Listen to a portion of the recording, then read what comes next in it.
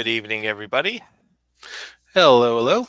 Welcome to another episode of Critique Corner with me, Daniel Parker. And me, DB Fastbinder. And we've got a pretty packed week this week. But Yes, yeah, if you're new, what we do is we talk box office a little bit. We talk new movies, old movies, random TV shows, random anime. Got the whole gamut this week. yes, we do, yeah, and of course, we would appreciate if you gave the stream a like. Subscribe if you haven't already. We're at 99 subscribers. At 99, we're so close. Yeah, so close. So Uh, we just Also, we still have our uh, stupid boast from last week, which is if we hit 1,000 subscribers by January 1st, we're reviewing The Acolyte. yes. Yeah, no bots, by the way. uh, but yeah, so as DB said, we got a packed show tonight. Of course, let's get into our box office talk here. Yes, here we go. So, Deadpool and Wolverine pulled off the rare three-peat, where Hmm. it had its third weekend at number one, despite some actually really good competition from It Ends With Us. Hmm. Now, what's interesting there is that, well, first off, my father and I contributed to that Deadpool and Wolverine victory, so Yeah, nice. Yeah, with the Saturday matinee last week. yeah. What I'll say is that considering it was a third weekend for an R-rated movie at 12:30 on a Saturday afternoon, well, 12:50, I think. Yeah. Uh, that 53 million is nothing to sneeze at. Like No. that's roughly as big as a lot of movie like of the blockbusters from earlier in the year, like Planet of the Apes actually opened at. Yeah. Yeah. Yeah. There were a lot of movies that came out this year that would have killed to have an opening like Deadpool's third weekend. Yep.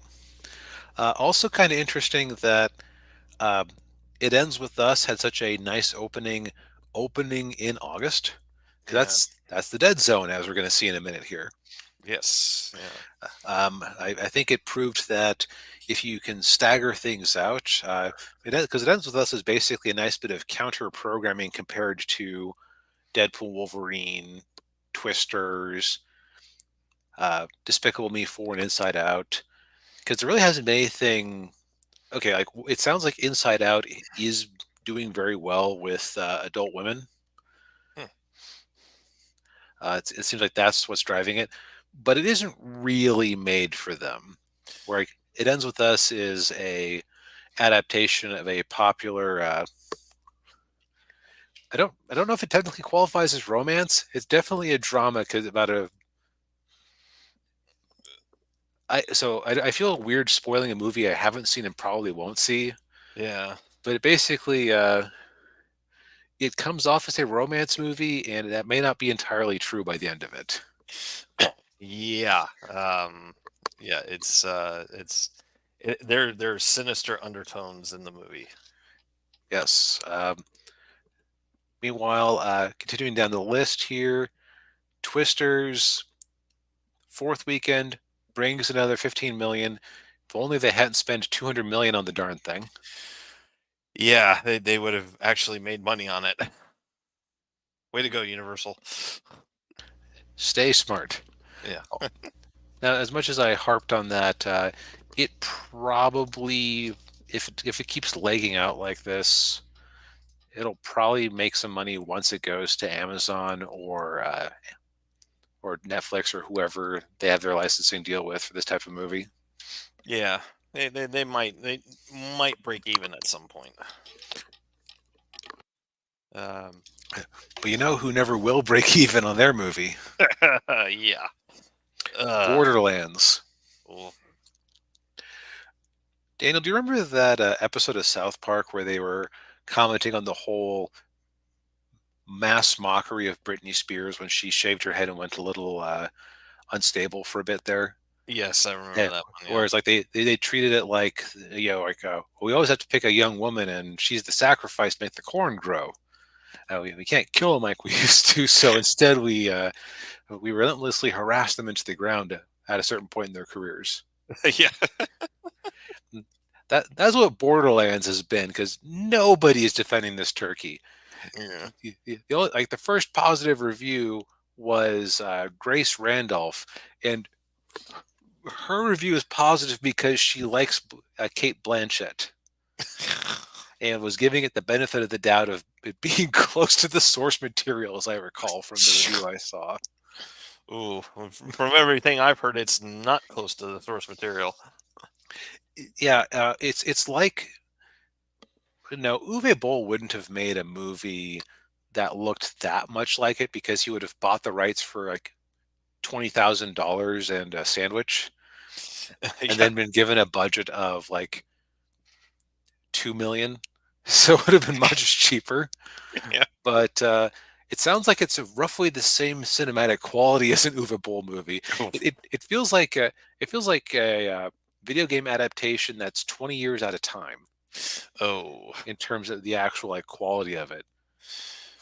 And you would think that I believe the movie was directed by Eli Roth, and you'd think he would know better. I guess not. Yeah. I mean, among the things I've heard about this movie are that the casting is all wrong. Mm, People are playing characters who are clearly written to be 20 to 30 years younger than they are. yeah. Kevin Hart is playing a stoic guy who's supposed to be tall.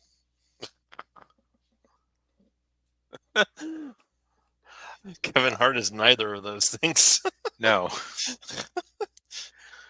it's just like a misfire on every level, and so it opened to a whopping 8 million, which I've seen like some clips of various movie YouTube channels with their predictions about the opening, and nobody was. I don't think I heard anybody predict lower than 20.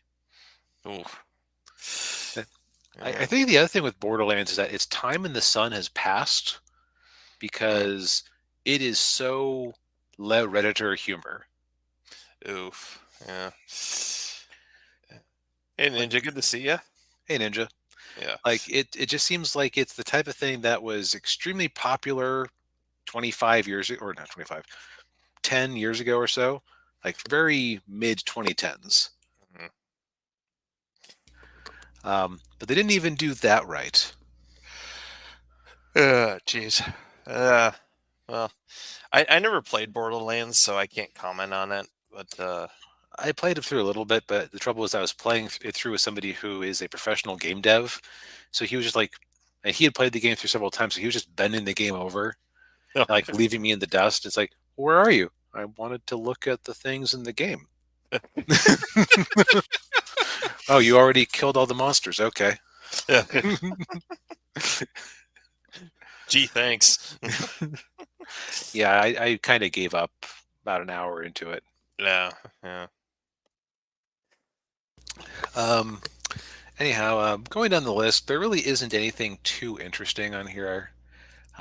You're continuing to see Despicable Me and Inside Out, Leg Out, but they're getting towards the end of it. Yeah. Last week's Whipping Boy, Harold and the Purple Crayon, cratered another 50% for a total of 12 million after 2 weekends. So Oof. Yeah. yeah, yeah, that's about it. I think that the lesson we learned here is that if you're going to rip off Guardians of the Galaxy, do it right, like they did for Dungeons and Dragons. Yes. Actually, no, wait. Let me rephrase that. If you're going to market your movie like it's a Guardian of the Galaxy ripoff, actually like make it a Guardians of the Galaxy ripoff. Yeah. I also want to say, clearly the movie theaters know that everybody still wants to see Deadpool and Wolverine, because there was an unconscionable number of trailers before my showing. Okay. Yeah. Like, it must have been like 30, 40 minutes worth, Oh, jeez. or at least it felt like that much.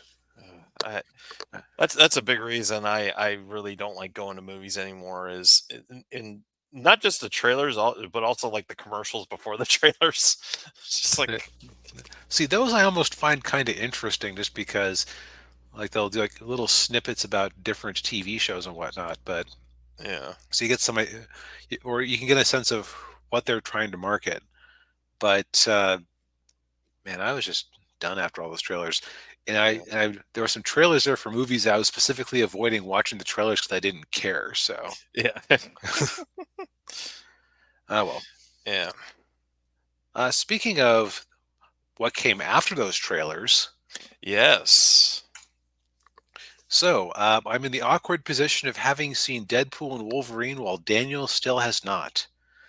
After conferring with him before the show, he has basically not had the actual plot revealed to him, but he basically knows all the cameos that everybody was waiting for. Yes. Yeah. So, um, and we'll probably do like a deeper dive on this when it actually drops on streaming. So I'm just going to give some initial light spoiler thoughts. Okay. So, Deadpool Wolverine is, I would say, it's not as good as Deadpool 1, but it is better than Deadpool 2. Oh, that's good. Yeah. I think part of it is that part of what you, for a comedy like this, you kind of need something where you have a punching bag of some sort, which, in the first movie was Deadpool himself. In this one, it's the sorry state of Marvel superhero movies. Yeah. Like, they legitimately, it feels like they were given a lot of leeway to make jokes like you and I would make at the expense of Marvel that uh, I would go, oh, there's no way they're going to let this fly in the script.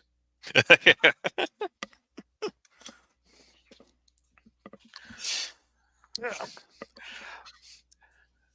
The overall storyline is it's more multiverse nonsense, which is why I'm really crossing my fingers Yeah. that Kevin Feige and the other people at Marvel don't misinterpret the success of this and Spider-Verse and the relative success of Multiverse of Madness as people having and also Spider-Verse as people having a hunger for more multiverse projects. Please, please, please, please. This was the last one you had left. Yeah. Yeah. Don't do that. Yeah. You don't have another franchise attached to Marvel that has a multiverse that is interesting enough to riff on. Yeah. Like there is a scene later on where this is like a minor spoiler where there's a whole bunch of Deadpools from across the multiverse. Yeah. Um, there are not actually that many different versions of Deadpool that they have had over time. Because like it basically features the Deadpool force from the comics, which was like Kid Pool, Lady Deadpool, Yeah. Zombie Deadpool, who's like a head that flies around with a little beanie cap, and what was the other one? And Dogpool. Dogpool is a big part of the movie actually. Oh. But like to fill out the rest of that crowd, they had to do things like have a version of him wearing his comic or his gray suit from the X-Force days with Rick Remender. Uh, And then you had like a bunch of generic ones like Scottish Deadpool, Samurai Deadpool, Deadpool with a Welsh flag on his shirt because I believe that Ryan Reynolds partially owns a Welsh football club. oh yeah. I think I remember that. Yeah. So I'm saying is that this character who it really this works for, even he doesn't have that much multiverse stuff. Yeah.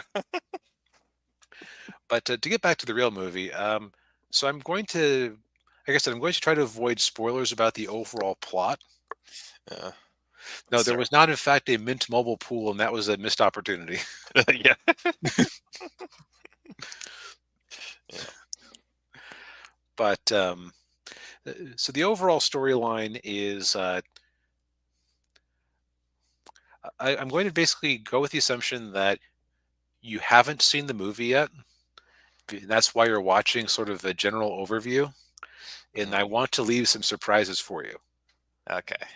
So I'm going to be willing to talk about like various, like a couple aspects of the plot that going in don't hurt anything. But since it's a comedy, I don't want to spoil too many gags. Okay. If I mention a gag, I'm not going to mention its overall placement. So I think that one of the problems I have with this movie on like a storytelling level is that did you have to like Jake Skywalker Deadpool again? Oh yeah, I've heard about that. Yeah. Because the movie starts and he's basically stopped Deadpooling and he broke up with his girlfriend who has been such a focus. Actually, no, no, no. She is not a focus of the second movie. She is a plot device in the second movie to make him sad. Yeah.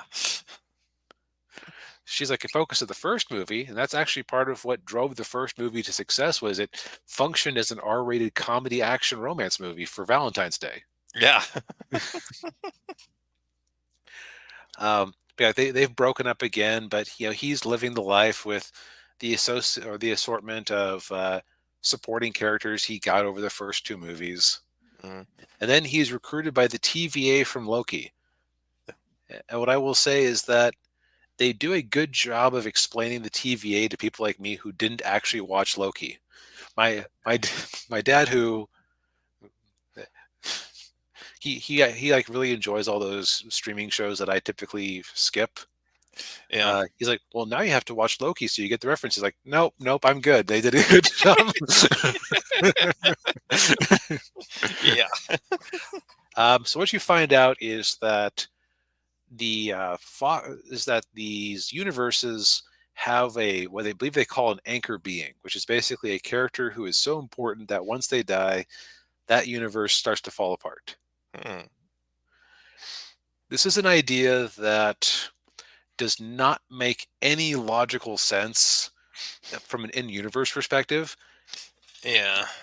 but the the way they describe it is that because Wolverine died in Logan, the Fox Marvel universe is falling apart. Oh.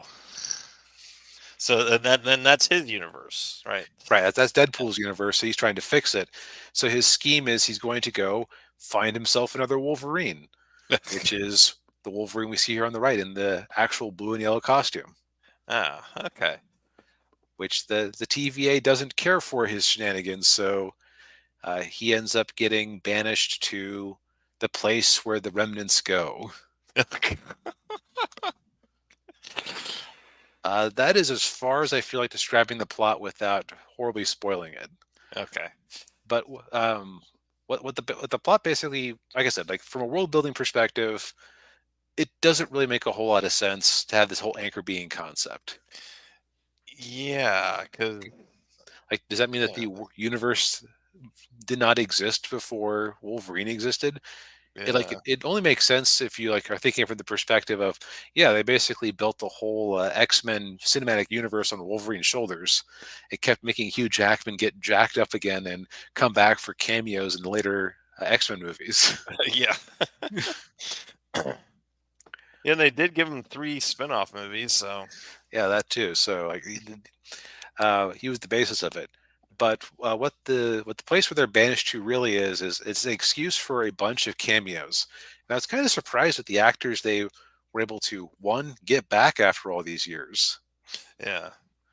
S and two, how many of them basically still looked recognizable, considering that some of those movies that they were last in were 20 plus years ago. Yeah. Yeah, like Wesley Snipes and, Hmm. you know, as Blade and Jennifer Gardner as Elektra. Yeah. By the way, Elektra was a dog water movie, but yeah, they did her justice in this one. Okay.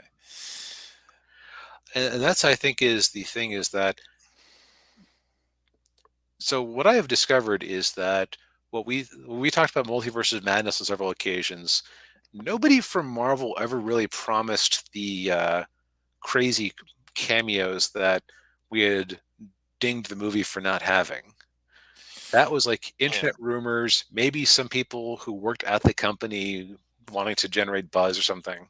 Yeah, yeah, like Tom Cruise playing Tony Stark. right, that type of thing. Like Yeah. that was never really promised. This movie basically does have that promise, and it does deliver. Okay. Because there are some cool scenes. The Now here's the thing: every character is, if you like think about it too hard, every character in here, it's like, oh wait, so the universe fell apart. They've been banished to this place where the rejects go, Mm. and like if this character is here, that means all of their other friends from those movies that you liked 20 years ago are dead. Yeah. Mm. Like, Yeah. like just for example, they didn't hire Ben Affleck to come in to do something. Yeah, that's what my mind immediately went to with Jennifer Gardner being, there with Elektra. Like, well, did they get Ben Affleck's Daredevil? Yeah. They did not know. Yeah. So I guess what I'm saying is that you can't take it too seriously, but it does function very nicely as a send off to that whole Fox era of Marvel movies. Okay. Because characters who you saw, and one character who you never saw despite his best efforts to get cast in that role, Yeah. and I won't spoil who that is, get to come in and do one cool thing one last time. Ah. Okay. Now, do I? Okay, so that's kind of the plot feeliness of it. Ninja makes the excellent point. It's an excuse to have multiverse shenanigans. Yes. So again, like you can't take it too seriously. Yeah.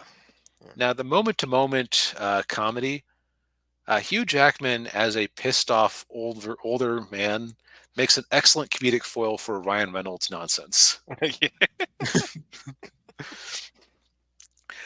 In fact, what's funny is that at his age, with whatever makeup or CGI or whatever, he is Yeah. just the right amount of gruff to actually feel like the comic book Wolverine finally. When you think about, like, when you look back at him like in X-Men 1, it's like, oh, you were so young and baby faced that you were totally miscast. Yeah. Yeah. At least from like a physical perspective. Yeah. But like if you read, or if you have read the comic books for any length of time, they have lots of specific call out jokes about it. Yeah. Okay. Like, I'll just give one away. Like when he's trying to find a Wolverine to steal, he comes into a bar and there is a CGI'd Hugh Jackman who is actually like 5'3", which is the canonical height for Wolverine. Like, oh yeah, comic book accurate height Wolverine. No, thank you.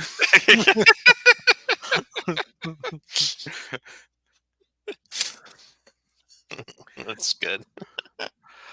But yeah, it's pretty funny. Also very crude, Mm. extremely crude. Oh, well, yeah. Right.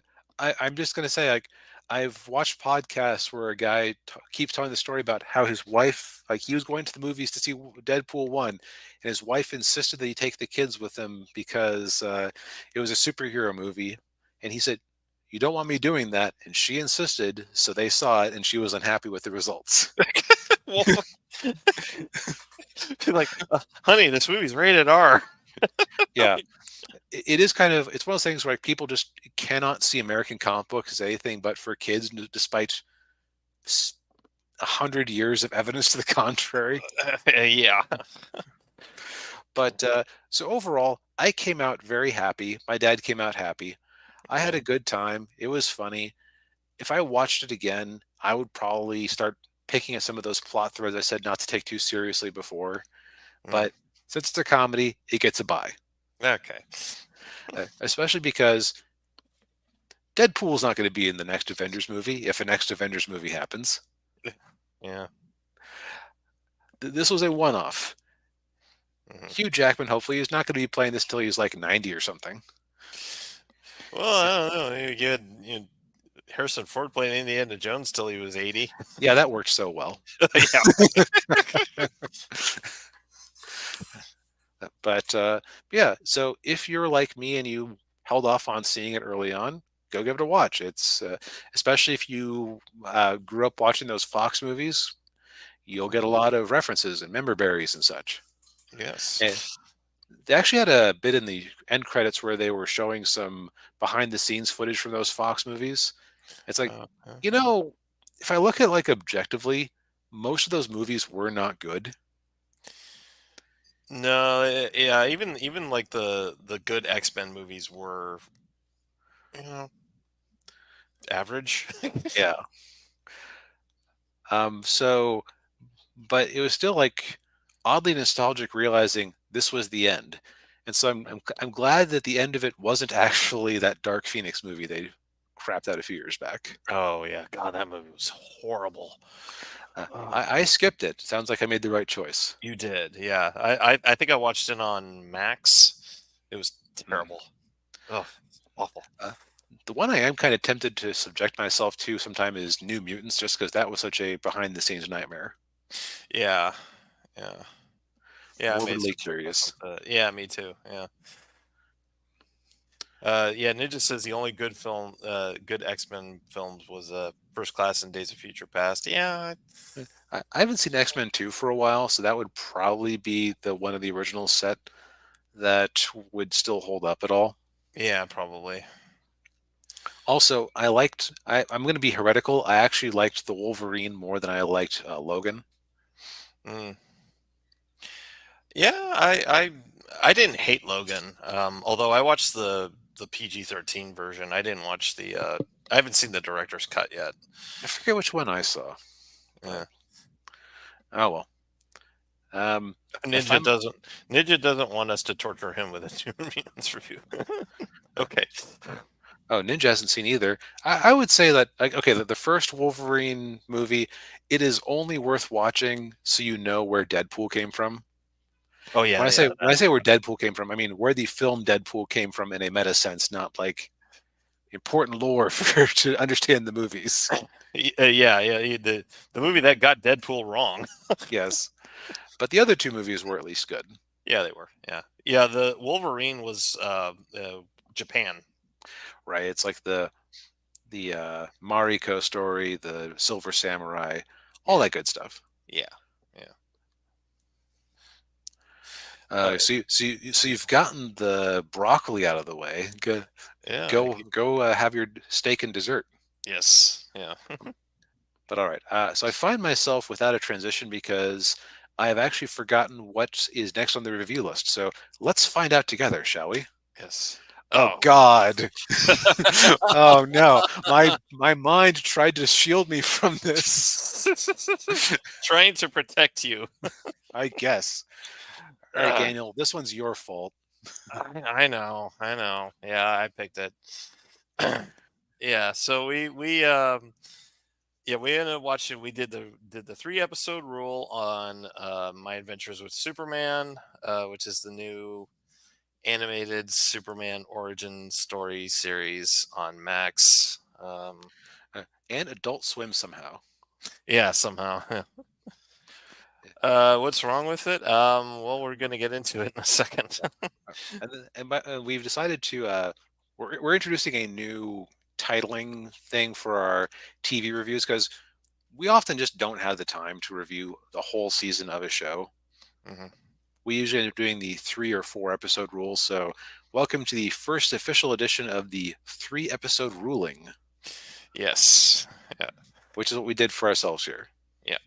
So, yeah. So, My Adventures with Superman feels like what millennials want Gen Z to be, or their idea of Superman, or something. Like Okay, I think I see what you're saying. My, yeah. my Adventures with Superman is what millennials think Gen Z wants out of a Superman show. Yes. Yeah. Thank you. Yeah. All right. So the show starts off with uh, Clark Kent, who's roommates with Jimmy Olsen, and and the odd thing is that here's Clark Kent. He's had his Superman superpowers for at least 10, maybe 15 years. Um, and All right. Didn't the episode start with a flashback of him back in Smallville, like yeah, saving a family? yeah, he saves a mom and a baby in a from uh, wrapping in their car into a tree, I think. Yeah. Um, and so you pointed this out, like, he's able to like save cats from trees, and and do all kinds of other stuff, but he keeps breaking his alarm clock, and he breaks the faucet in the bathroom, and it's like, Yeah, it's strange because it feels like he's had his powers long enough that he should have more fine control than that. yeah. It's also an element that's, as far as I can recall, is completely dropped after that first episode. Yeah, I think it was. Yeah. Um, but yeah, so it starts off where Clark and Jimmy are starting their first day as interns at the Daily Planet, and that's where they meet their fellow intern Lois Lane. And as you mentioned, Superman Clark Kent is kind of based around Guts from Berserk, and Lois Lane's look is kind of meant to be like Casca.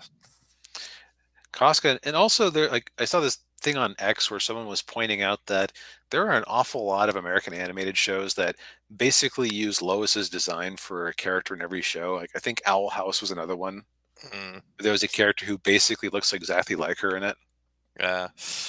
But uh, so where the show the show's yeah, the show's focus is definitely on the Lois and Clark relationship. Mm, yeah.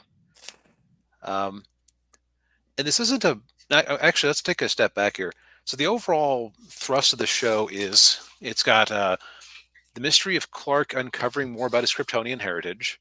Like you see a flashback where, as a child, he nearly got brought down into this weird silo that was created by his by the pod that brought him from Krypton. Yeah. But he resisted it. But eventually goes down there, and that's where he gets his super suit. Yeah. And he's I'm assuming he's speaking with Jor-El, but he's speaking in Kryptonian, so he can't understand what he's saying. Right. So just so they're definitely like layering in that mystery of what Krypton is. Um, then you also have the subplot of Lois and Clark and Jimmy's adventures as interns, with Lois definitely resisting the whole like job description of being an intern of you make copies and you get coffee. Yeah. You are not an investigative reporter. Yes. Yeah, and we actually meet the super team of reporters at the Daily Planet. One of them's Cat Grant, and the I can't remember the sports reporter's name, but he reminded me of Don Mattingly. Don Mattingly, somewhere between Don Mattingly and Wade Boggs. If you're a baseball fan and you watch baseball in the '80s and '90s, you know who I'm talking about.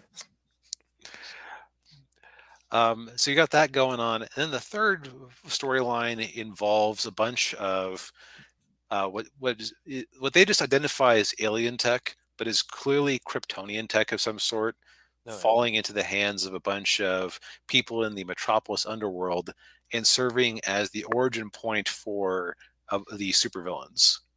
Yeah. So like the first episode, you had Live Wire. Um, Well, you didn't. You had pre-Live Wire. He Live, fought a yeah. bunch of giant robots in that episode. Right. Yeah. And then and then Live Wire meets with Pretty Boy Deathstroke. Look at how they've massacred my boy. Yeah. Because he doesn't even have an eye patch. He just has his hair in an anime pretty boy cut over one of his eyes. Yeah. I I did not realize who he was supposed to be specifically until I saw the subtitles say Slade Wilson. Like, wait a. Then I noticed the coloring scheme was reminiscent of his costume, and I was just sad. Yeah. Yeah. Yeah. Yeah. Um, but yeah, basically the first two episodes is them trying to figure out like where the with the live wire and the tech, and then the second episode, as I think it was, yeah, it's the second episode where he gets his suit. Well, he gets his suit, and then Ma Kent makes some alterations to it. Right. And what you know what got me about that when he's going into the ship Hmm. is Pa Kent's like, "Okay, I'm out of here." I'm like, "What?" Was it the Snyderverse Pa Kent who doesn't want to get involved in things? It must have been, yeah. Actually, no, that is technically worse than the Kent from the Snyderverse because that Pa Kent insisted on trying to solve problems himself. This one is like, well, Clark, have fun in your giant hole. Yeah, Gotta go get the sorghum. yeah. Jeez. Oh man. But Uh, and then the third episode is where we kind of get like the because the first episodes function as a pilot. They don't have the theme song. They just and they just they actually they go together like you could splice them together into a short TV movie. yeah. Yeah. Third episode, you get a gang with Silver Banshee, and I forget who the other two were. Uh, um, well, one of them was Silver Banshee's brother. Right, like they were like three obscure Superman villains, and I gotta say, like you had Silver Banshee in what is probably her first cartoon appearance because I don't think she ever made it into the Bruce Uh, Tim Dinnyverse stuff. she did as like a background character. Okay, but like she didn't get an episode. No, she didn't get it. No, she was kind of like she was in the Justice League shows as like a background character in like the Injustice League and Okay, you know the Legion of Doom. Yeah, I gotta say, I was found myself more disappointed than I expected to be that they had Silver Banshee and no Irish accent, but yeah, there you go. So I think that on paper, I think this is a fine enough show yeah, because it's like they actually have an interesting approach to Superman because they're making the villains all based on Kryptonian tech.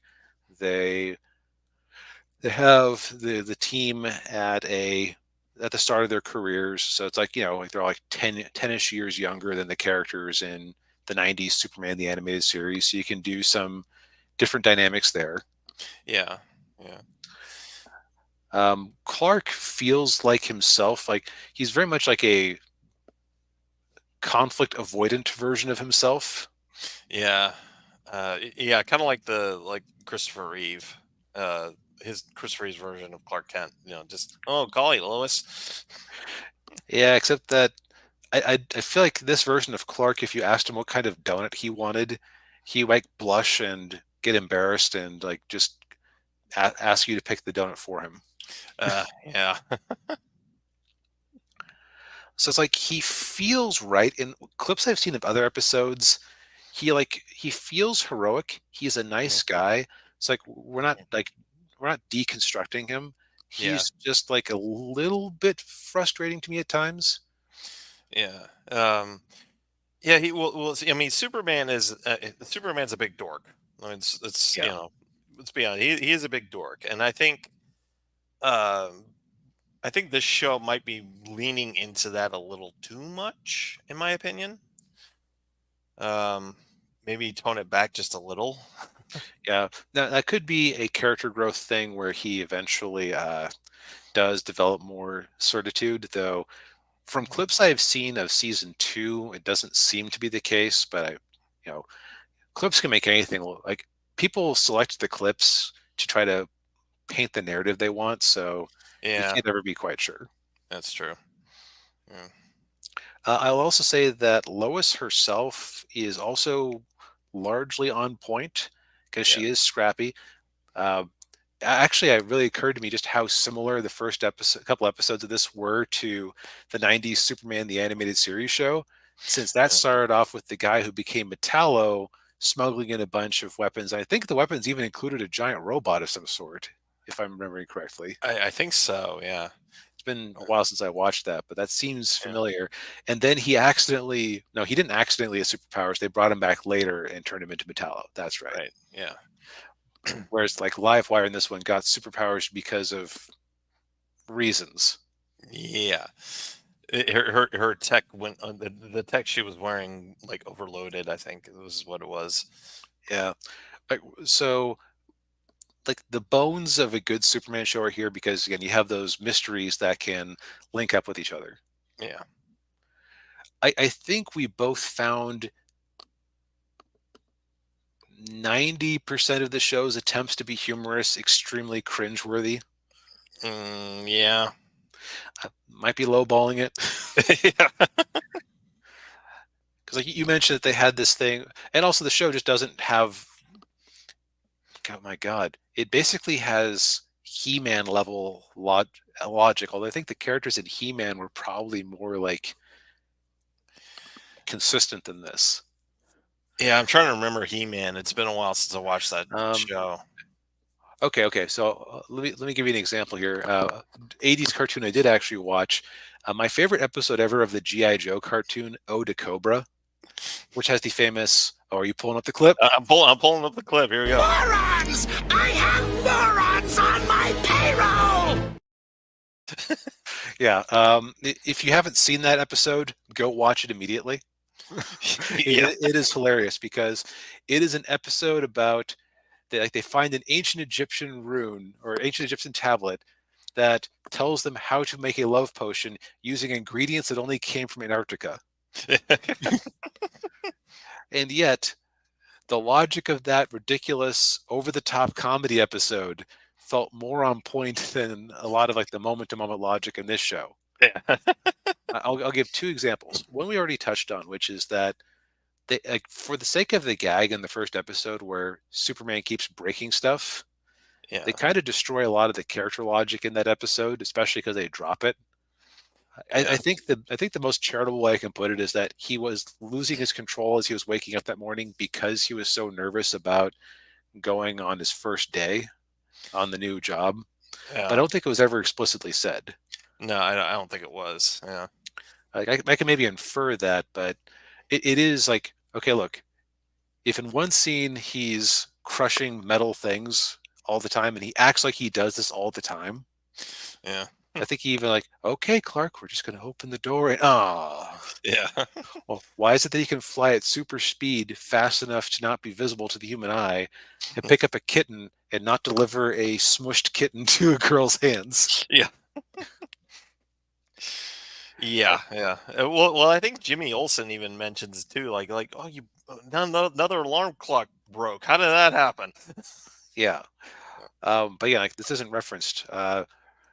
Then the other one that occurred to me is they have a bit where they're going to the prison to try to interview some people, Yeah. um, and they steal the press passes of the elite reporters like Cat Grant and the sports guy and the the one woman who was probably the most relatable person in this show who's just tired of their antics because I didn't think I'd ever hear Cat Grant do that Ojo Sama anime laugh, but there we go. I heard. Yeah. Yeah. Um, but they go in there and like there's no like they have the press passes Yeah. and the press passes have the photos of the people they are pretending to be on them. Yeah. And for that matter, they're in the group of three reporters. There are two women and one man, Yeah. where Lois, Clark, and Jimmy are two men and one woman. Yeah. Did the people at the door just go, "Oh, it's a press pass. Come on in. No security checks needed. Go right up to the warden, you crazy kids." Yeah. Yeah. Yeah, Jimmy Olsen's clearly got the one with the woman. Like, ah, yeah, whatever. Yeah, you totally look like an Uh, Asian woman. yeah. Um, and and also when they introduce themselves to the warden, who doesn't seem at all perplexed about this, um, Lois feels the need to do the Cat Grant Ojo-sama opening, and it's Yeah, like, like is she why? famous for this or something? Yeah, Maybe, I don't know. And if she's famous for this, why did you think you could pass yourself off as her? Yeah, I don't know, cause yeah, cause Kat Grant is like she's like the like Joan Rivers of this universe. Yeah, it's like, mm, Yeah, she's like what, the entertainment reporter? yeah, gossip.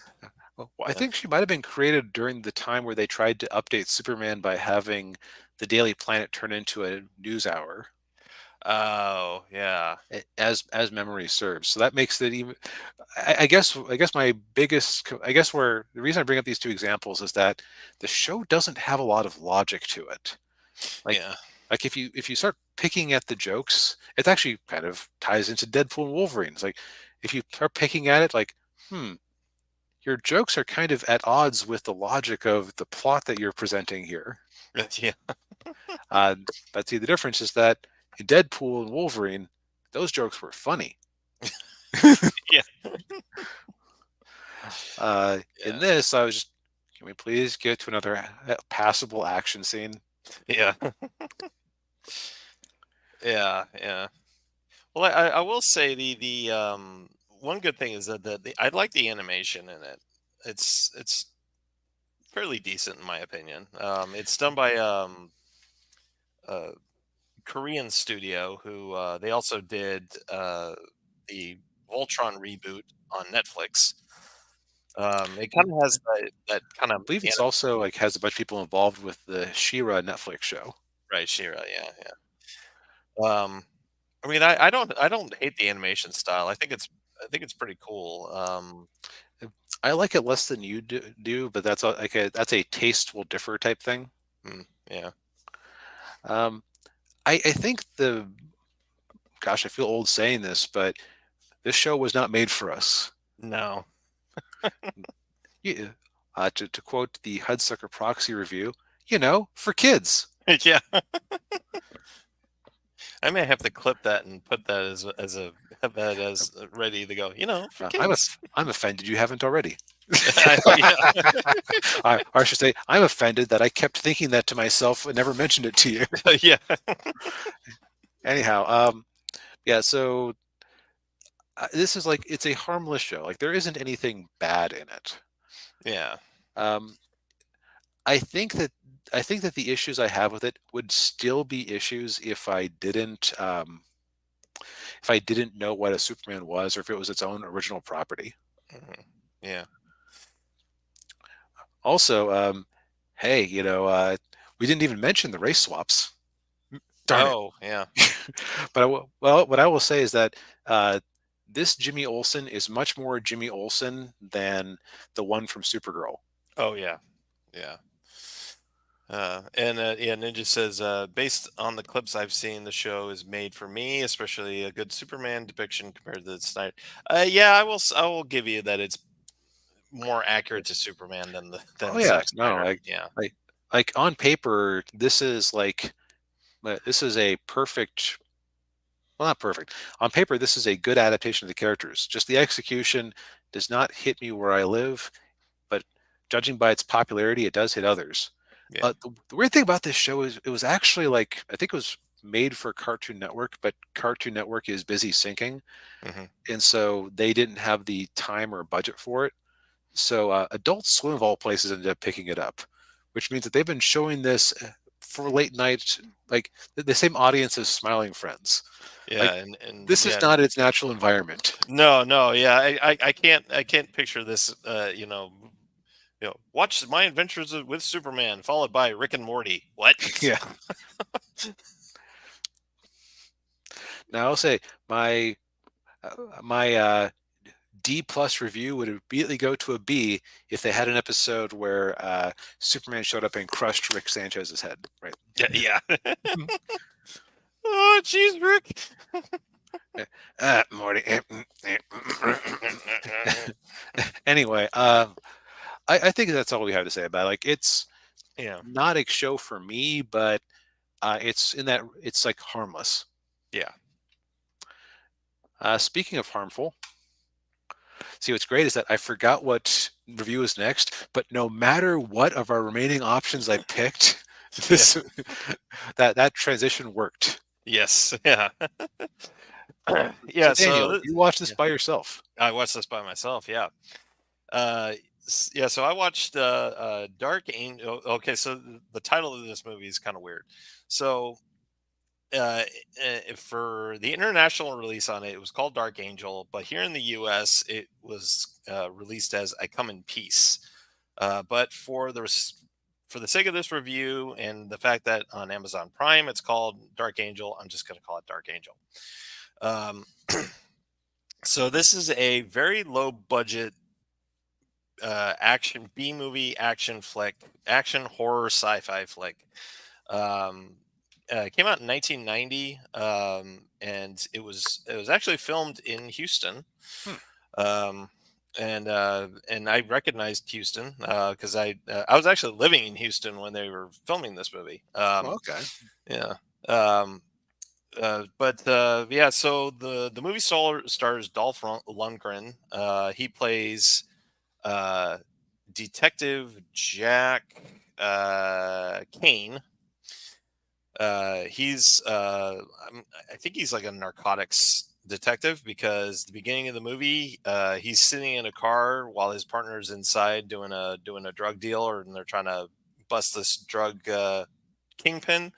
Hmm. But Lundgren gets interrupted by the fact that in the liquor store that's right across the street from the drug buy is being robbed. So he has to go in and stop the robbery. But but while that's happening, his partner gets killed. Mm. Um, Mendoza. no, in this case, what was it? Yeah, Manning. um, yeah, his partner was black. Damn, Like, just damn, like damn. just hitting every note. Uh, so, Well, I mean, but yeah, McBain came from somewhere. yes. And then, but the old, but the twist in the plot is the fact that there's an alien that arrives on Earth, and he steals all of the heroin that's kills everybody else in the room, and he steals the heroin. Um, that the heroin that actually the drug guys actually stole from a FBI evidence building right before they blew it up. Um, yeah, the drug guys are like these white yuppies. They actually call them the white boys. They look like white. Yeah, they look like white. Upper class. But anyway, so yeah, They're just getting ahead of the tech bros, but they were macro dosing, not uh, microdosing. yeah, exactly. Yeah, the alien. Uh, so the whole thing with the alien is he he shoots people. So he has this, like, if you see it in the poster, he's got this gauntlet thing and shoots a wire out, and it injects people with heroin. Okay. And yeah, so for those of you who probably don't know this, like a huge problem with narcotics is that when you take it, it releases a bunch of endorphins in your brain. That's why people get addicted to it, because when they take it, they feel good. Um, so what he does is he basically overdoses people on heroin, makes their endorphins go crazy, and then he harvests the endorphins out of their brains. So this guy's basically he's an alien drug dealer. So he's not like some, like, conquering warlord. He's just a drug dealer getting drugs. Now, is he having the endorphins to get high himself, or is it more just like a food thing? It's to sell it. He's selling it like a drug. Oh, so okay, so basically, he's treating the heroin. So it's like that one type of coffee from, I think, India, where they Yeah. feed it to a primate of some sort, which hyper concentrates the coffee, and then no, the civet. Yeah. That's the civet stuff. That's right. Oh yeah. The civet coffee, and then they take the coffee beans out of its poop and serve you that. Yeah. Yeah. Kind of like that. Yeah. It's like it's hyper concentrating it. So he's dealing to other aliens. Yes, he's dealing with other aliens. Yeah, and Okay. Yeah, and that's the other part of the movie too is another alien shows up, same species as the alien, but he's a cop and he's trying to track down the. So he kind of becomes Dolph's new partner. You would think, but that's not what happens. So, if I Okay. was writing the movie, that's what I would have done, but that's not what they do. Um, so the part of the movie that really bothered me was that after Lundgren's partner gets killed, he gets partnered up with an FBI agent named Smith, and the actor's name is Brian Benben, and I've seen him before in other things. But he's like the total opposite of Lundgren's character. So you got you got Lundgren, who's he acts on instincts and he's very roguish and he's he plays by his own rules and Agent Smith is like the total opposite. He's a team player. He's by the book and you Okay. gotta do things right and I think part of the problem I have with him is that he's a little too much like that to the point where it's irritating. Uh, and but yeah, so the two of them I hate to say, they kind of spend most of the movie chasing their own tail. Oh. Yeah, because I mean, so like the only evidence they get is like the alien you basically has like a killer CD. He shoots like a killer CD at people, and it like cuts their throats and everything, and it spins around, and it ends up in a speaker in the club and in the nightclub, and it's because of it's magnetic, and that's like the only thing that they have to go off of, and they spend most of the time trying to go after the drug dealer, and they're not really focusing on like the fact that there's actually an alien now who's going around killing people. They can't figure out what's going on. Now, do you, as the viewer, know what's happening before Lundgren does? Yes. Okay, that's probably why it was so frustrating. Yeah. Okay, because like if they had layered it as an actual mystery that you as the audience and as Dolph got to like figure out bit by bit as the movie went along, might have sat better with you. Yeah, probably. Yeah, because well, I mean, you see the alien do this stuff, but you kind of like have an idea of what he's doing, but you really don't get the confirmation uh, until Lundgren talks to the coroner, who's like his love interest in the movie. Okay. Um, but yeah, it's just like come on, you're focusing on this. You should be focusing on that. But anyway, and then it goes really like it goes really off the wall near the end of the movie, like about the last 30-40 minutes of it. This movie's only 90 minutes.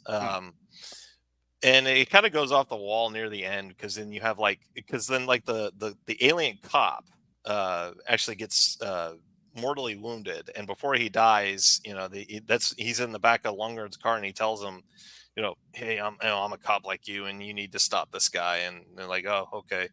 And I'm like you should have done that like maybe early in the movie.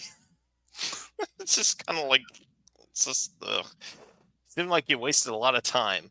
But yeah, and then you have the climax of the third act is basically just one long action scene after another where they're being chased by the alien, and then eventually Lundgren corners the bad alien. And the reason the movie is called here is called I Come in Peace is because that's all the bad alien says is I come in peace. Okay. Yeah, even though he really doesn't. We call this dramatic irony. Yes. Also, even though the other alien, the cop, could actually speak, so that's yeah. But yeah. Of course the line in the movie right before Lundgren kills him is he says I come in peace, and Lundgren says, and you go in pieces, asshole. It's like, it gets that's the thing about this movie is it kind of takes itself a little too seriously in the beginning, but then by the third act it's just like, all right, whatever. okay. So just from your description of it, it sounds like you're not analyzing it for the deep plot. No, well, yeah, there's not much of a deep plot. It's this alien drug dealer is harvesting endorphins from people, and Yeah. Lundgren's got to stop the alien. Now, does the alien look cool? He looks really cool on the poster here. He looks all right. Oh. Yeah, yeah, I know. It's he. The costume almost looks like a trash bag. I hate to say it. Oh, so that which is the part they covered up on the poster. Okay. Yeah, yeah.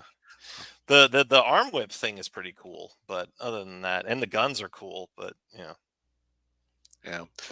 So would you say this is an enjoyable turn your brain off movie? yeah. And watch it with friends with plenty of alcohol. Gotcha.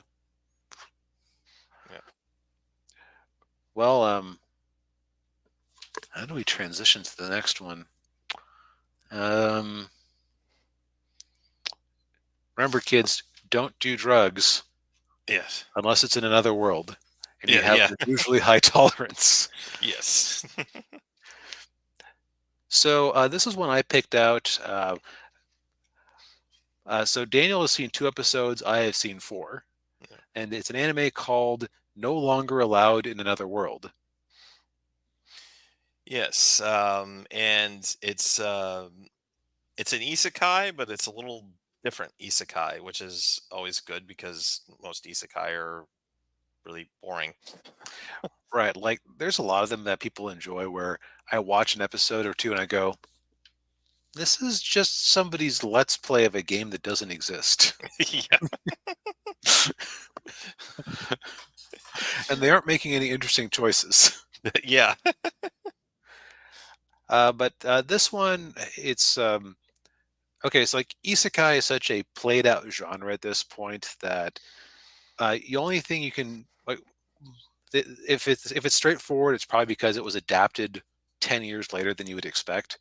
It's like how Shield Hero was one of the earlier ones in the current paradigm of how isekai work, Mm, but it actually got adapted like midway through the isekai craze, I would say. yeah. Okay. Um, but this one, so the twists this one has put on the genre are mostly down to the main character because it gets kind of close to an idea I've had for a while, which is why not have an isekai where the character dropped in the isekai has no concept of how video games work. Yeah. Uh, and they do this by having the character who I had to double check this. I thought everyone was just being very polite and deferential to him, but the only name he has is Sensei.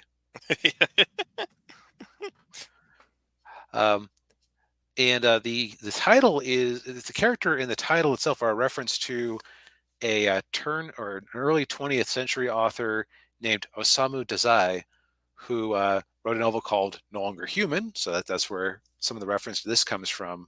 Yeah. Who actually died by, and here's the thing: this show Mm. seems to it revolves around an act of self badness that if we mention this this could affect the channel or at least the reach of the video. Yes. And we've Yeah. been on kind of a roll lately, so I don't want to dissuade that. So Yeah. you can imagine what we're talking about. It is Hmm. very much about in Minecraft. Yes. Yeah. It is about logging out from Minecraft. And so for the rest of this, I'm going to refer to the act as logging out. And we all know what I mean. Yes. Yes. But yeah, the Osamu, the real life author who this main character is loosely based on, died by lover's suicide. Damn it! I Oh.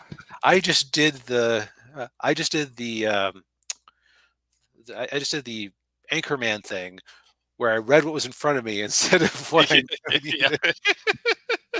All right. Well, anyways, so the story starts off with Sensei about to log off with his girlfriend when Yeah. suddenly a truck bears down on them. They were about to throw themselves into a river, but suddenly, Yep. and Uh, So he finds himself in another world, and he was immediately disinterested in what the pretty elf girl is telling him about this world. Like there is a dark lord who they summon people from the other world to come in and fight because people who come from the other world are given a supernatural talent that helps them in this fight. Yes, and the truck is their method of transportation. Yeah, the truck is like I think they called it the gathering truck or the summoning truck, Summoning truck. Yeah, yeah, I think those are those. Yeah, the selection truck, something like that. yeah, But so he, of course, is very much into logging off, and he is just sitting there eating pill after pill after pill. The elf girl is kind of concerned about this, yeah, to put it mildly. And then she finds out that he actually doesn't seem to have any special talent. He just has 1 HP. yeah. One MP and no skills, and yeah, Like he is an NPC. yeah, So this gloomy Gus proceeds to leave, and I believe the elf did not want him to leave because she was like, "Ah, you could get killed at any moment." he's like, okay, Because he wants to, because he thinks that his girlfriend has logged out. yeah, Who well, we don't really know anything about the girlfriend as of the episodes we've seen. right, Uh, but he comes across that cat girl there, and the cat girl has been captured by a tree, and some very naughty tentacle things are going on. yeah, But he also gets captured by the tree, and that's when we find out his initial talent, which is I think it's because he is drugs himself so much that his blood is literally poison. So when the tree attempts to absorb his essence, it dies. yeah, But like the whole logging out thing is such a recurring element in the show Mhm. that it's like he is gloomy. Like for an American audience, he comes across as like Edgar Allan Poe ish. yeah, They find a coffin, and I guess because he's weak, the strong cat girl and the elf are just dragging him along in the coffin as they go about their adventures. That's how they get from place to place. yeah, yeah, Uh, yeah, and then the second episode, they go to the kingdom and they meet the king and the princess has to choose a husband. She's right, got two made two candidates to choices. made two choices, yeah, and it Yeah, was a knight, Gomez, I think was his name, and then this pretty boy Bard. right. And where the show seems to almost encourage logging off is that she chooses nobody because she's you know the uh, the sensei had convinced her that she was better off logging off. Yeah, I believe that's almost the exact wording that she used. yeah, And then it turned out that one of the suitors was an evil bastard. So yeah, so they proceed to have a fight with him. And if I just stopped the show there, I would not have had a proper sense of what the show is really trying to do. mhm, Because like those two episodes leave you with the impression that the show is pro logging off.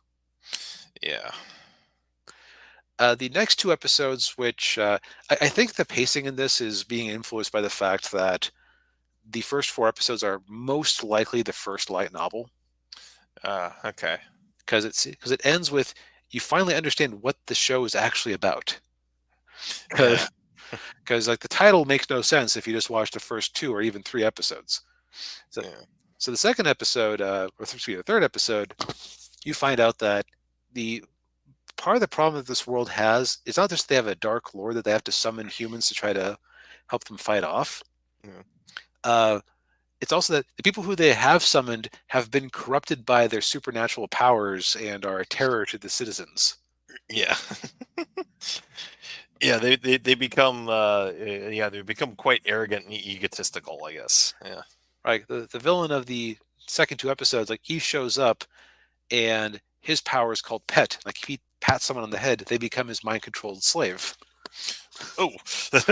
which he uses on the cat girl immediately and the elf girl immediately. So our hero has to try to help them out. Oh, And then you find out. Then you find out once they've beaten him, his sad backstory in our world, and you find out so part of the reason that the main guy is an author is that he wants to know about these people he runs into who are so miserable because I guess he likes writing miserable things.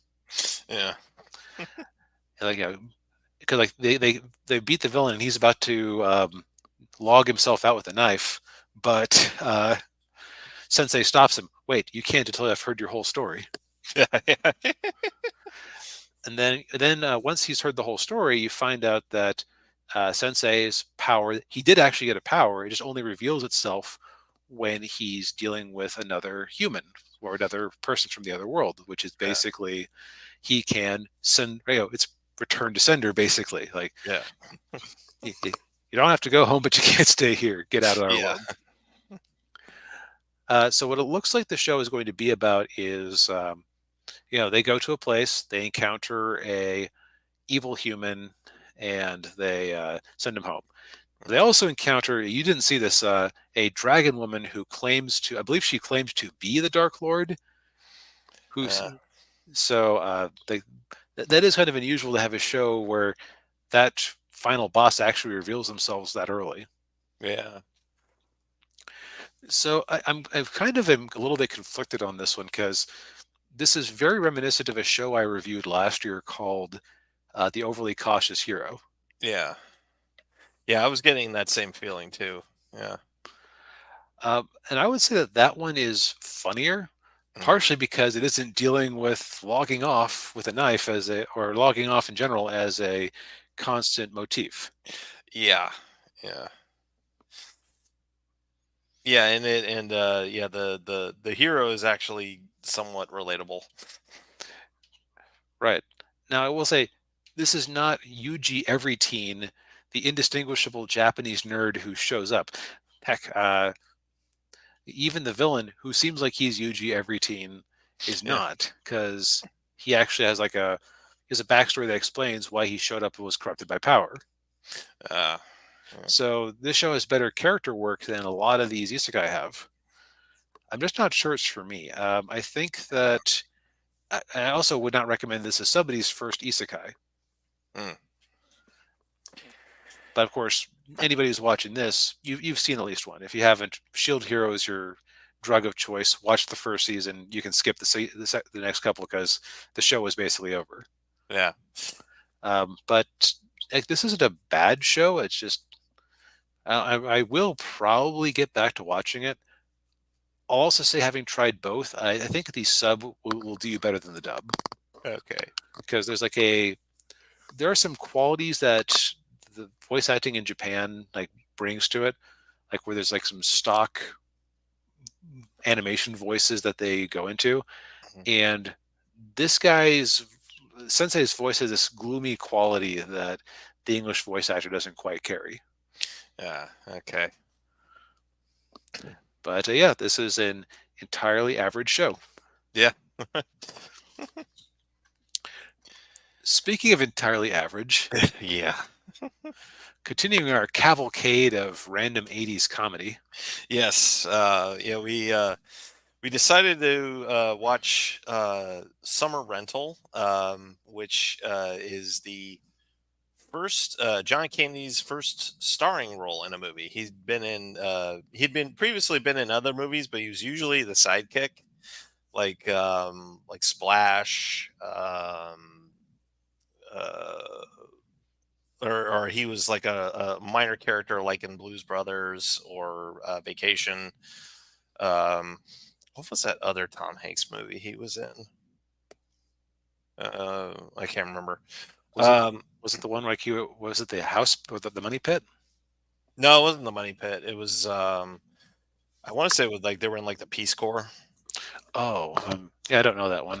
Yeah. Oh, and Stripes. He was also Okay. yeah, he was in Stripes. But yeah, so this Now, yeah. Daniel, it occurs to me, we live in a sad world where, unfortunately, John Candy died 30 years ago, and there are probably some people out there who don't know who he is. Yes. Yeah. Part of the big three of overweight 80s and 90s comedians who died before their time, between Belushi, him, and Chris Farley. Really, yeah. Yeah. It's why there was a joke in Family, or in King of the Hill, where Bobby said, "Dad, I'm not going to do drugs. My goal is to be the first fat comedian to break the 40 barrier." Yeah. Well, technically, Candy made it to, I think, 42 or 43. But yeah, yeah. So he started off on SCTV, and his general, I think he reminds a lot of people of their dad. In fact, he kind of reminds me of my dad. He's like the affable, kind of chunky guy who like has a underlying anger that can come out at times. Yeah, yeah. That's a good way of describing him. Yeah, Like he is a lot of middle America's dad. yeah, Like, mildly frustrated, working hard, has to come home and deal with crap. yeah, Which is actually where this movie starts. You get a sense of the kind of stuff he deals with, like his wife swapping out his coffee and for what did she get? herbal tea. Herbal Yeah. tea, because it's your heart rate. His kid has to make breakfast, so the kid makes 2 hard-boiled eggs, and one hard-boiled egg they didn't dip in the water, and the other one was actually raw, so it got all over the inside of his car. Yeah. Then he gets to work as an air traffic controller, and I believe that was kind of a rip from the headlines type thing, because I think that was around close to the time when Ronald Reagan fired all of the air traffic controllers in the country. Yeah, it was somewhere around in there. Yeah, yeah, yeah. Because they went on strike, and they weren't allowed to go on strike. It's like, okay, you've just handed in your resignations. Yeah, pretty much. Still a high stress job, and basically John is sentenced to vacation. Mm-hmm. Like he's on a month-long sabbatical, and they have this place down in Florida that he is sent to rent. Yes. Yeah. I actually looked it up. They filmed it in and around St. Petersburg, Florida, which is so it's a kind of an island town north of Tampa. Just for a little reference there. Yeah, so they rent this beach house, and it's beautiful, it's gorgeous, it's really great. They got this great view of the water and everything, and then he goes out, and his kids are playing out on the beach, and then he just sits down in the lounge chair and then falls asleep, and he gets sunburned all over his arms and his face. Yeah, like the comedy of this story comes from, if you've ever been on any sort of family vacation for any length of time, you know all the things that can go wrong. Yeah. Like really the only thing they didn't do here was give him car troubles. Yeah. That's true, yeah. So it's kind of vacation, but situated entirely in one town in Florida. Yeah. Yeah, and it's what was funny is they're in their the beach house, and then they hear people at the door, and they're like, "Oh, there are people trying to break into the house." And of course, they bring their dog with them. And the dog is Useless ass dog. Yeah, just completely useless, just laying on the floor like. And then they find out there's this other family there, and he said, and they get in an argument. He's like, "No, I rented this house out. This is 415 Beach Road. No, this is 415 Beach Lane." Yeah. Oh. Yeah, so the beautiful house with the balcony. Yeah, now it's right on the beach, right on the public access to the beach path. Yeah. Crap hole. Yeah. With people looking in their windows, looking at them as they're eating breakfast. Yeah. And so it's like the comedy in this is extremely relatable. I could even find some people who would watch the movie for 20 minutes and then turn it off because it's too real to some real life experience they had that they're still bitter about. Yeah, they got some real life trauma that they haven't quite worked through yet. But and also this thing was apparently shot over the course of 2 months. Mm. And Candy even said in a interview the next year, according to Wikipedia, that yeah, we shot the thing too fast. Which kind of explains the ending. Yeah, because it is such a classic '80s comedy because it's like Mm. you've got the elements with him interacting with the family and all their weirdness. Yeah. Like what's funny is that I guess you don't need a cell phone for the daughter to check out because she had these battery powered headphones / cassette tape drives, which that is a neat invention that I didn't know that I didn't know existed. Yeah, I think my family, we might have had one of those at one point. Never worked. Well, movie magic, I guess. Yeah. But yeah, she didn't need a cell phone to disassociate from the world around her. Yeah. Yeah. Um, and of course, like he keeps having these run-ins with the guy who wins the sailing regatta every single year. Yeah. Yeah. And he's played by Richard Crenna, who most people will remember from the Rambo movies. Uh, yeah, he's this real, and I think everybody at some point in their lives has met a guy like that who's just totally arrogant Mhm. and just total jerk, and you can't stand them. Just they think they think the world belongs to them, and it's just like, Right. And so, and then Candy also hurts his leg partway through it, so he ends up kind of stuck for a long time.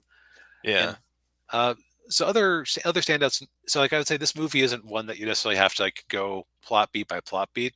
yeah, So we can just talk about like a couple of things that are interesting. yeah, I had never seen Rip Torn as anything but an old man before. yeah, Like I kept thinking his voice sounded familiar. yeah, It wasn't. It didn't help that he was doing like a bad pirate accent the whole time because he's the shyster who runs the local bar / restaurant. Like yeah. Yeah. Like, oh, we got a nice breaded grouper. yeah, Yeah, oh yeah, oh the captain's catch of the day. It's grouper and a fine breadcrumb with just a hint of Dijon and yeah. fresh cotton. Manuel, 5 of the captain's catch. This And is Manuel gross. gets out 5 boxes of fish sticks. Yeah. Jeez. And he's also got the hook hand too. Yeah. Yeah. Um, and you just got to like a lot of humor like that where it's just like, oh, yep, what can go wrong in this vacation? Yep, that would go wrong. Yep, that would go wrong. Yep, that would go wrong. Yeah. the got the next door neighbor with the fake boobs. Yeah, like she was just obsessed with like, do these look right? Yeah. And her husband was like, oh my God, just tell her she's pretty so she can go home. Yeah. Man. But I would say that this movie relies heavily on John Candy to carry it, Yeah. Yeah. which I mean makes some sense as a vehicle for his comedy. Yeah, most of the comedies, yeah, where he's in the starring role or at the very least one of the leads, yeah, that's usually the case. Yeah, like the only one I can think of that I've seen that actually had a good storyline was Uncle Buck, Mhm. which is a much better movie than this. But Yeah. Well, that's the thing. Like, I noticed, like, when he collaborated with John Hughes, Mhm. like it always worked. Like like John Hughes seemed to understand Candy, like how to utilize him. How to write his characters. I mean, you saw that like with Uncle Buck and Planes, Trains, and Automobiles, Mhm. and the Great. I don't know if you ever saw the Great Outdoors. I don't know if I have. That was him and with Dan Aykroyd. I don't think I ever did. That's a pretty funny movie. Yeah. Aykroyd plays his brother-in-law, and he's kind of like Richard Crenna's character in this movie. Okay. Very similar. Yeah. But yeah, so you can catch this on Paramount Plus. I'd say it's a totally fine movie to just turn on. You kind of Man, so I have this deep childhood affection for John Candy just because he was in a bunch of Mm. stuff I saw. Yeah, me too. Yeah. But as an adult, I kind of have to admit that, like, most of the things he was in were not worthy of his talents. Yeah. And again, he just has that charisma where he reminds you of so many people you met. Like, even in Planes, Trains, and Automobiles, it's like, okay, you're the guy who is trying so hard to be friendly that you just wrap around the bend and become annoying. Yeah. Yeah. In this case, it's the guy who's trying so hard to just keep it together, and he just keeps like he flies off the handle at the most comedically inopportune moments. Yeah. Well, I mean, the whole thing is just like, he's a burnout air traffic controller, so he has to go on vacation. Well, then he goes on the most stressful vacation in the Yeah, world, and ever, yeah. So we had considered doing Uncle Buck, and I kind of swerved and chose this one because I said, I've seen Uncle Buck. Let's see what else there is to offer. Mm. And I don't regret saying this because there are a couple of lines that are still occurring to me a week later, Yeah. and a couple of scenarios. So it's like there's some good gags here. Yeah, there are. Yeah. Yeah. Yeah.